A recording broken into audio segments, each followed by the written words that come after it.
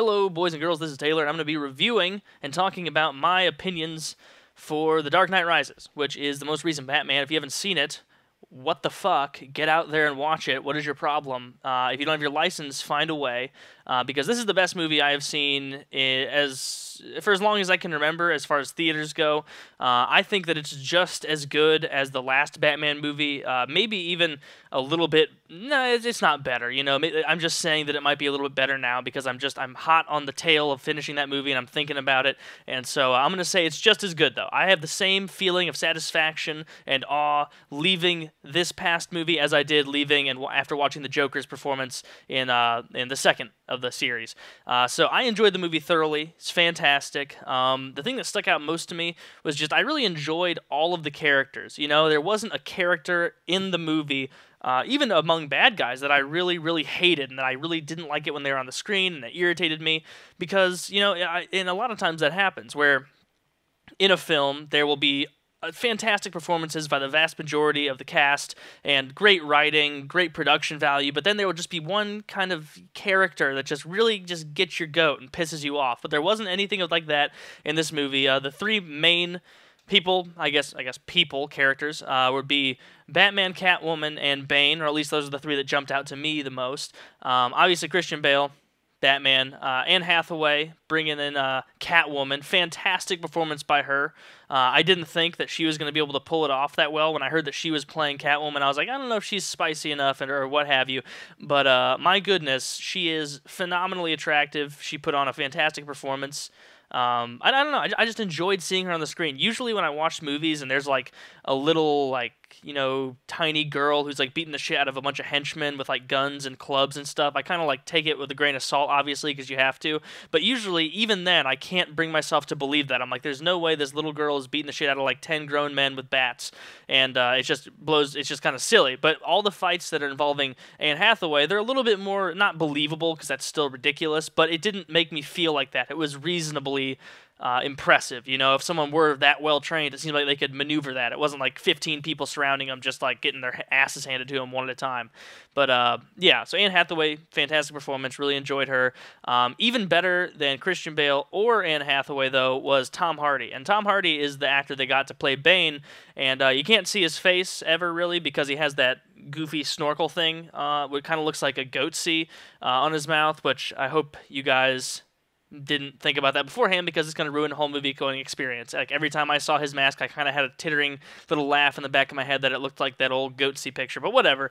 Sorry if that ruined any of your any of the ways you would have envisioned Bane. But essentially, he is a big brawny dude, like Tom Hardy is, obviously, but he's also incredibly intelligent, and I really like that in a villain. I like it when they're a little bit more multifaceted, so it's not just like, I am a big dumb lizard who's 10 feet tall and can tear you apart, but I'm like, have an IQ of 10 and just kind of bumble around and fall ass backwards into a plan. And at the same time, I don't like it when there's just like a dude in a wheelchair, like barely able to move, but he's like, but I have the most amazing mind powers. And it's like you either have to be super, super smart and weak or super, super strong and retarded. And so I like the way that they took someone who was really, really strong like that and made him incredibly intelligent as well. I like that, and by no means is this like super unique to Bane. But as far as movies, I mean, I'm no comic book reader, but I'm just judging this off of movies I've seen. As far as movies that I've seen, Bane and the Joker are by far the most multifaceted villains I've ever seen. They're fantastic. Tom Hardy, you would expect the voice modulator to really irritate you, but it honestly doesn't. Tom Hardy delivers his lines with a really unique cadence, which just kind of encapsulates the intelligence and just the shrewdness of Bane as a character. I really enjoyed just how much you could tell he didn't give a shit and he was on a mission, and if you got in his way, he was just going to mess you up however possible. I mean, and also it helped that Tom Hardy's a huge dude, and so it was believable that he was this big muscular guy. And I liked that, unlike a lot of movies where the villain is just like so unbelievably jacked and like he's so vascular and there are veins coming out, I liked the way there was a little bit of that, but at the same time he looked like just like a huge muscular guy that wasn't out there like getting toned for a competition. And maybe that's nitpicky, but I enjoyed that. So my favorite performance by far was Tom Hardy. Fantastic. Thoroughly loved it every second. Then I'd have to say Anne Hathaway, and then Christian Bale. Not because Christian Bale had a poor performance or anything. It was fantastic. It's just I've seen it before. The addition of Anne Hathaway and Tom Hardy really made it, explode, and really enjoyed it. So essentially, the only qualm that I had with the movie, as far as, you guys just listened to me for like 5 minutes laud all the praises of the movie. So now let me give one or two things that I didn't like about it. The first thing was that Bane's plan of blowing up all the infrastructure, blowing up the bridges and the roads and getting all that shit out of there. It was kind of unbelievable that he managed to get all of that set up and then blow it all at the same time.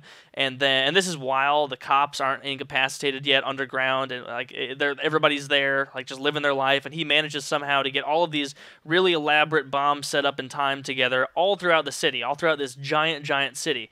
And so it seems almost like that would be like the big, cataclysmic event of the movie that like took everything down. But that wasn't even like a cataclysmic event in this movie. It was just kind of like this thing that was necessary as a build up to the eventual nuke that was supposed to go off in Gotham that would kill everybody.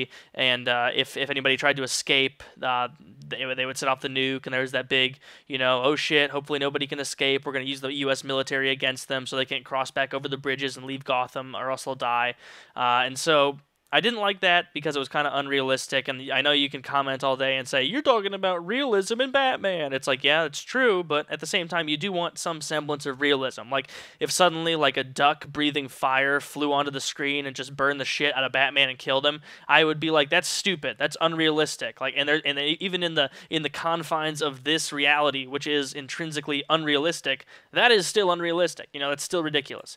So that was one thing I didn't care for. Another thing was they spent a lot of time, on Bane, like kind of hashing out his character, but they didn't spend a lot of time on like his, I guess, his background that much. They should have spent more on his background, because I kept wanting to hear more, because I kept alluding to stories about him and stuff like that, and they didn't really pursue it that much. And additionally, in the very beginning, Bane's little servant guy is at the bottom of a plane that they're flying or whatever, and the plane's going to crash, and the guy's starting to come with Bane, but Bane says no, they're going to need to find a body amongst the wreckage or whatever. And the dude, who's Bane's like hired thug, just accepts his fate, just is like, okay, I'll do whatever you say. No remorse, no fear, nothing, just obeys Bane.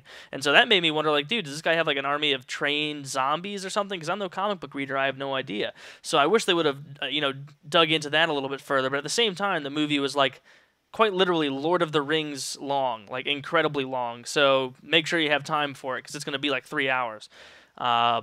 Anyway, that's really all I have to say about it. Really enjoyed it. Recommend it strongly. Entertaining, both, conceptually, maybe not conceptually, that's a poor choice of a word. It was entertaining viscerally. I really enjoyed just how it made me feel, just getting pumped for it. But it was also entertaining because I had the opportunity afterward, as will you, to kind of sit down and think about the themes of it. Especially, I always in Batman love the villain superhero paradigm and see how they interact, because it's so complicated in that way. So yeah, go out and watch it. Leave a comment. But if you listen to this far and you haven't seen it yet, I'm sorry, because I probably just ruined the movie. But it's your fault. I told you, man. I told you. I love you.